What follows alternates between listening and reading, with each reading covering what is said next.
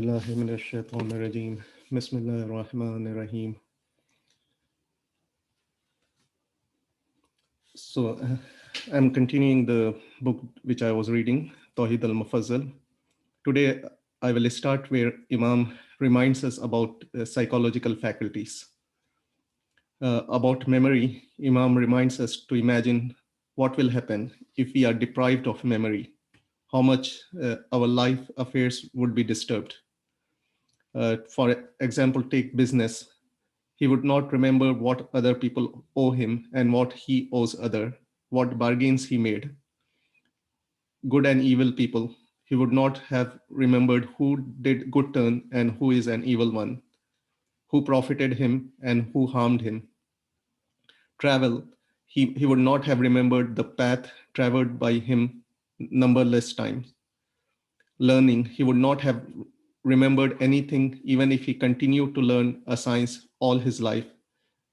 Belief and faith, nor would he have determined upon a belief or faith.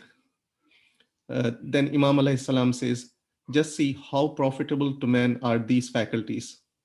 Leaving other, just deliberate on one and the place it occupies in our lives.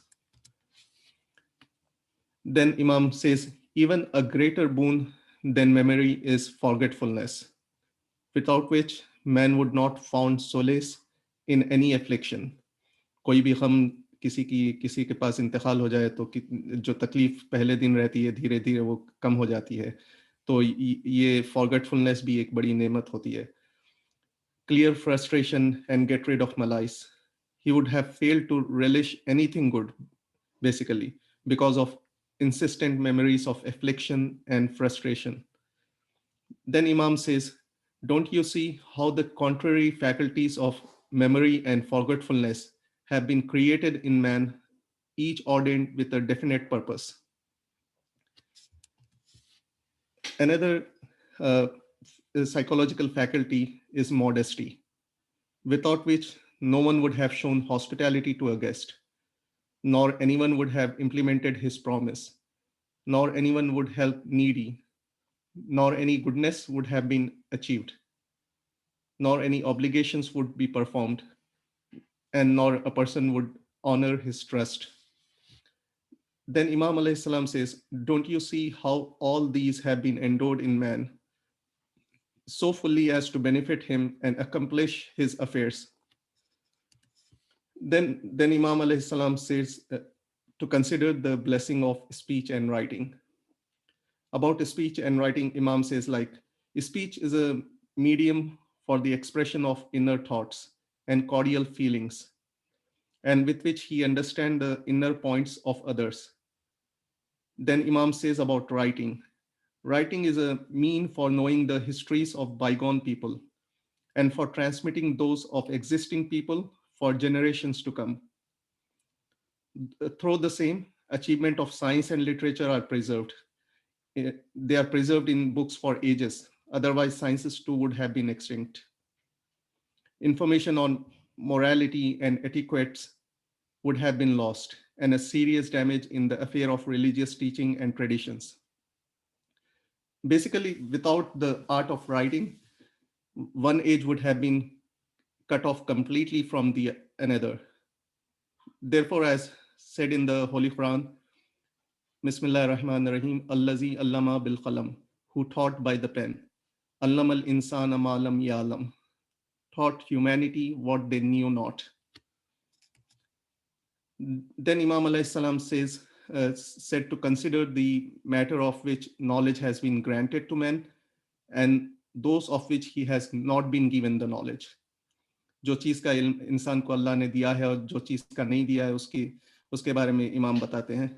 Knowledge of matters obligatory on him, for instance, justice towards all human beings, kindness to parents, honoring trust, sympathy towards downtrodden, the knowledge and admission of which all nations possesses, naturally and as a matter of fact, whether in agreement with us or against us. Knowledge of those things which are beneficial to his worldly life. For example, agriculture, cattle farming, drawing water from wells, herbal research for medical purposes, trade and business methods, and many other things like that, wherein lies the fulfillment of affairs of man's worldly life. Such knowledge is made available to him as as is best in his interest. Man has been granted the knowledge of all these matters that lead to his good and in respect of faith as well as his earthly life. Then comes the matters knowledge whereof is out of his reach, nor does his position demand it. And जो चीज़ की इंसान को ज़रूरत ना हो, वो चीज़ का इल्म अल्लाह ने उसे अता नहीं किया है. For example, the knowledge of unseen, of matters that have to happen in future, or some of the affairs that happened in the past, those pertaining to what lies in the oceans, in the vast expanse of universe, or within the minds of people, the content of uterus, etc. तो कई ऐसे इल्म है जो इंसान को खुदा ने नहीं दिए हैं. Man has been prevented from knowing the unnecessary things, and his deficiency in these lies his good. तो जो इल्म अल्लाह ने खुदा ने नहीं दिया है वो उसमें भी इंसान की भलाई है. Just consider why man has not been given the knowledge of his life span. फिर यहाँ पे इमाम ने 3 बेहतरीन मिसालें दी हैं.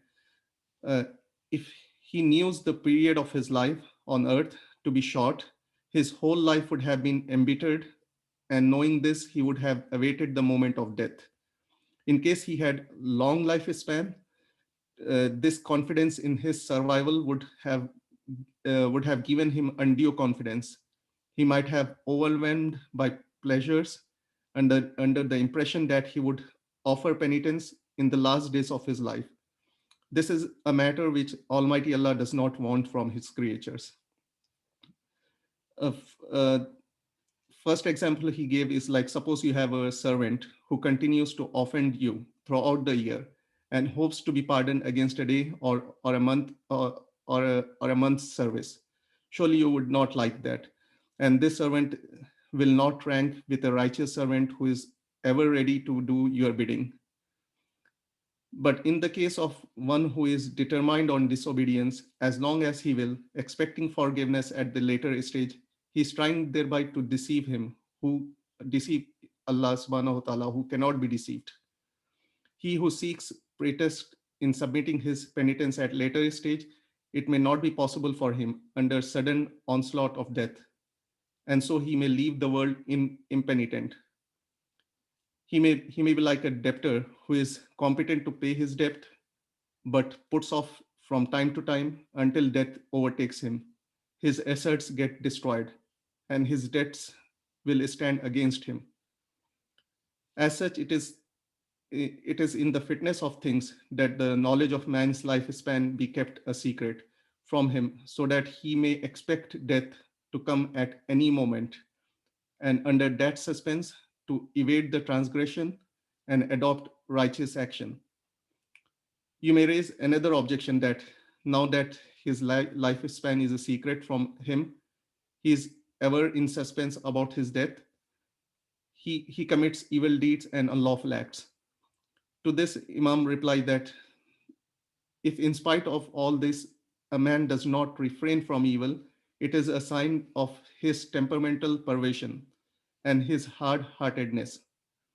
There is no error in planning. If a patient from यहाँ पे एक और मिसाल इमाम देते हैं कि if a patient, after being fully appraised of the benefits of certain medicines and demerits of certain matters, does not avail of the information by disregarding physician's direction, the physician is not to be blamed, but the patient who declined to follow the physician direction.